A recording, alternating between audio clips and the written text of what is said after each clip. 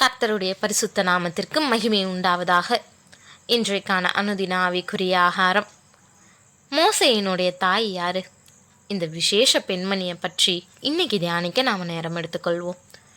யாக்கோபின் குடும்பத்தினர் எகிப்தில் இருக்கக்கூடிய கோசேன் நாட்டில் குடியேறி வாழ்ந்தவங்கன்றது நமக்கு தெரியும். அந்த தேசத்தில் யாக்கோபின் குமாரனாகிய லேவிக்கு பிறந்தவ யெகோபெத். என்னாகமம் 26:59 அம்ராமுடைய மனைவிக்கு யெகோபெத் என்று பேர். அவள் எகிப்திலே லேவிக்கு பிறந்த குமாரத்தி. அவள் அம்ராமுக்கு ஆரோனையும் மோசேயையும் அவன் சகோதரியான மிரியாமையும் பெற்றாலும் நாம் பார்க்குறோம். மோசே 3ஆவதாக பிறந்தவன். அவனுக்கு மூத்த சகோதரன் ஆரோன், மூத்த சகோதரி மிரியாம். இவங்களை பெற்ற அருமையான தாய் தான் இந்த யெகோபெத்.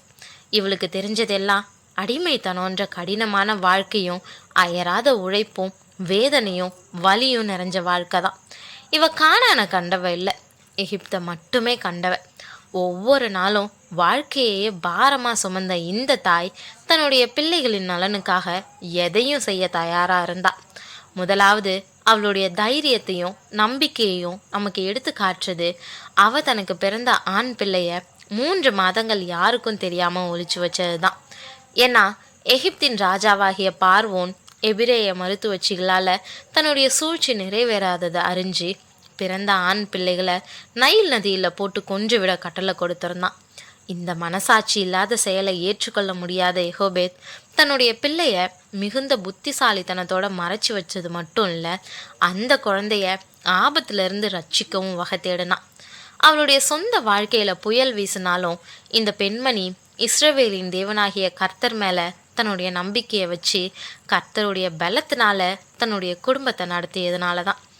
எகிப்துன்ற அடிமைத்தன வீட்டில் தாங்கள் படக்கூடிய கஷ்டங்களை நினச்சி அவள் அழுது புலம்பவும் இல்லை, சூழ்நிலையால் தன்னுடைய குடும்பம் அழிஞ்சிடுமோன்னு அஞ்சி ஒளிஞ்சிக்கவும் இல்லை. நம்பிக்கைன்ற விதையை அவள் தன்னுடைய குடும்பத்தில் தன்னுடைய பிள்ளைகளின் பிஞ்சு மனசில் விதைச்சா. வேதம் சொல்லுது, 3 மாதங்களுக்கு பின்னாடி அவன் நாணல்னால செஞ்ச ஒரு பெட்டியில் நீர் உள்ளே போகாத அளவுக்கு பிசினும் கீழும் பூசி தன்னுடைய குமாரனை படுக்க வச்சு பார்வோன் குமாரத்தி நதிக்கு ஸ்நானம் செய்ய வரக்கூடிய நேரம் அறிஞ்சு நதியோரமாக நாணலுக்குள்ளே வச்சு என்ன நடக்குதுன்னு கவனிக்க குழந்தையின் அக்காவை அங்கே நிற்க வைக்கிறா. அவள் திட்டமிட்டு எதிர்பார்த்தபடியே பார்வோன் குமாரத்தி அந்த குழந்தையின் அழகில் மயங்கி அதை வளர்க்க ஆசைப்படுறா. அதை பால் கொடுத்து வளர்க்கக்கூடிய ஒரு தாதியா யெகோபெத் மாறி தன்னுடைய குழந்தைய பார்வோன் குமாரத்திக்கு விட்டு கொடுக்கறான்னு நம்ம பார்க்குறோம். பார்வோனின் போர் வீரர்கள் கண்ணில் பட்டா தன்னுடைய குழந்தைக்கு ஆபத்துன்னு நல்லா அறிஞ்ச யெகோபெத் தன்னுடைய மனபலத்தை கூட்டி தன்னுடைய பிள்ளைய பார்வோன் குமாரத்தி அவ பிள்ளையாக்கி கொண்டாலும் பரவாயில்ல, அவனை அந்த கொலைகார பார்வோன் கையிலிருந்து காப்பாற்றினா போதும்னு நினச்சா. யெகோபெத் தன்னுடைய குழந்தையாகிய மோசேக்கு ஜீவனை மட்டும் கொடுக்கல, அவனை அழிவிலிருந்து மீட்டு அவனுக்கு நல்ல எதிர்காலத்தையும் கொடுத்தா.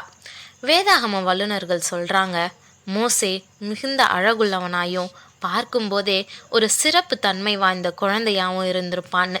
அவனை பார்த்ததும் தேவனை அறிஞ்ச இந்த தாயின் உள்ளம் இவன் நம்மளை ரட்சிப்பான், நம்மளை எகிப்தின் அடிமைத்தனத்திலேருந்து மீட்பான்னு திட்டமாக கூறியிருக்கும். அவனை எப்படியாவது காப்பாற்றி நல்ல எதிர்காலத்தை அமைச்சு கொடுக்கறது தன்னுடைய கடமைன்னு உணர்ந்திருப்பா. அவள் தன்னுடைய உணர்வுகளை எல்லாம் அடக்கி வச்சுக்கிட்டு தான் பெற்றெடுத்த செல்ல குழந்தைய பார்வோன் குமாரத்தின் கையில் கொடுத்து அவனை எகிப்தின் அரண்மனையில் எபிரேய ஆண் பிள்ளைகளை கொலை செய்ய கட்டளை பிறப்பித்த அதே ராஜாவின் அரண்மனையில் வளரும்படி அனுப்பியப்போ அவளுடைய உள்ளம் ஆபிரகாம், ஈசாக்கு, யாக்கோபின் தேவனை நோக்கி மன்றாடி இருக்கும் இல்லையா? தனக்கு சொந்தமாக அவன் இல்லைன்னாலும் எங்கேயோ அவன் வளர்ந்து தேவனுடைய திட்டத்தில் பயன்படட்டுன்ற பெருந்தன்மையோட அவனை ஆற்றில் இறக்கி விட்டுருப்பா. எப்படியாவது எங்கிருந்தாவது தங்களுக்கு விடுதலை உண்டாகும், வழி கிடைக்குமான்ற ஏக்கம் அவளுக்கு இருந்திருக்கும். அது தன்னுடைய குமாரன் மூலயமா வரப்போகுதுன்னு அவளுக்கு அப்போ தெரிஞ்சிருக்க வாய்ப்பில்லை. அவள் வாழ்ந்த சமயம் இஸ்ரவேல் மக்கள் அடிமைத்தனத்தில் கடுமையாக நடத்தப்பட்டாங்க. அவங்க மேலே கடினமான சுமை சுமத்தப்பட்டுச்சு. அப்படியாப்பட்ட சமயத்தில் வாழ்ந்த இந்த இளம் தாய் தன்னுடைய பிள்ளைகளுக்கு ஆபிரகாம், ஈசாக்கு, யாக்கோபு என்பவர்களின் தேவனாகிய கர்த்தரின் வழிகளை போதிச்சா. அவங்கள வளர்க்கும்போது வல்லமையுள்ள தேவனை பற்றியும் அவர் அவங்கள அடிமைத்தனத்திலிருந்து மீட்க வல்லவர்னும் அவ போதிச்சிருப்பான்னு நாம் நம்பலாம். ஆரோன், மிரியாம் இவங்களுக்கு நிச்சயமாக தேவாதி தேவனையும் அவர் இஸ்ரவேலின் அடிமைத்தனத்தில் இருந்து நம்மளை மீட்பாருன்ற நம்பிக்கையில் அவங்களுக்கு பாலூட்டி இருக்கணும். பிரியமானவர்களே, எஹோபேத்தை எத்தனை அருமையான ஒரு தாயாக நம்ம பார்க்குறோம். ஒரு தாய் தன்னுடைய பிள்ளைங்களுக்கு சொத்து சுகம் இதெல்லாம் தேடி கொடுத்தா மட்டும் போதாது, அவங்கள கர்த்தரின் வழிகளில் நடத்தணும். நாம் தேடி சேர்த்து வைக்கிற பணத்தினால நம்மளுடைய பிள்ளைங்க நம்மளை நினைவு கூற மாட்டாங்க. நாம் எவ்வளவு தூரம் அவங்களுக்கு ஆசீர்வாதமாக இருந்தோன்றதை கொண்டு தான் நினைவு வைப்பாங்க. எகோபேத்தின் சுயநலம் இல்லாத தாய்மையை பற்றி சிந்திக்கும்போது நம்மளுடைய பிள்ளைங்களுக்காக அவங்களுடைய எதிர்காலத்துக்காக எதையெல்லாம் நாம் விட்டு கொடுத்தோன்னு சிந்திக்க நாம் அழைக்கப்படுறோம். பெற்றோர்களாகிய நீங்கள் உங்கள் பிள்ளைங்களுக்காக என்ன தியாகம் செய்கிறீங்க? பிள்ளைங்களுக்கு நல்லதொரு எதிர்காலத்தை அமைச்சு கொடுக்க இந்த எபிரேய தாயை போல தேவன் மேலே திடமான நம்பிக்கையையும் பலமும் ஞானமும் உங்ககிட்ட இருக்குதா? உங்கள் பிள்ளைங்களுக்காக உங்களுடைய நேரத்தை தியாகம் செய்ய உங்களால் முடியுமா?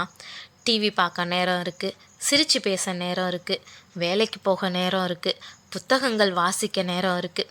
ஆனால் பிள்ளைகளுடைய எதிர்காலத்துக்காக கர்த்தர்கிட்ட மன்றாடி ஜெபிக்க நேரம் இருக்கா? ஒரு நல்ல தாயை அடைஞ்ச பாக்கியம் உங்களுக்கு கிடச்சிருக்குதா? இல்லை ஒரு நல்ல தாயாக வாழக்கூடிய ஸ்லாக்கியம் உங்களுக்கு இருக்கா? பெற்றோர்களாகிய நாம் எந்த நிறுவனத்தில் வேலை செய்கிறோன்னு கூறிக்கொள்றதில் பெருமை அடைகிறோம், எவ்வளவு சம்பளம் வாங்குகிறோன்றதில் பெருமிதம் கொள்கிறோம்.